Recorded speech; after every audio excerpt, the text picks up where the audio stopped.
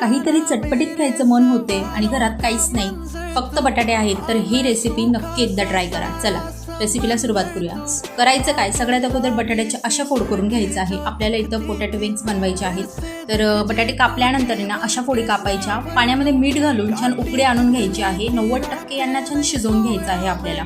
त्यानंतर त्यातलं पाणी बाजूला करून ह्यामध्ये बेसिक मसाले जसं की मीठ, चिली फ्लेक्स, ऑर्गॅनो, इथं मी चटणी पावडर पण घातलेला आहे आणि लसूण जो आहे ना तो थोडासा किसून घातलेला आहे, जेणेकरून फ्लेवर छान येतो. त्यामध्ये राईस फ्लॉवर घालायचं आहे आणि कॉर्नफ्लॉवर घालायचं आहे, म्हणजे तांदूळाचं पीठ आणि मक्याचं पीठ दोघी मस्त घालून छान मिक्स करून घ्यायचं आहे. मसाला सगळा लागला की त्यानंतर आपल्याला याला छान तुम्ही एअर फ्राय देखील करू शकता. मी इथं ऑइलमध्ये मस्त फ्राय करून घेतलेले आहे आणि ते तयार आहे आपले टेस्टी असे पोटॅटो विंग्स. आणि खरंच खायला खूप टेस्टी लागतात, तुम्ही पाहू शकता. रेसिपी आवडल्यास लाईक करा, शेअर करा. Thank you for watching.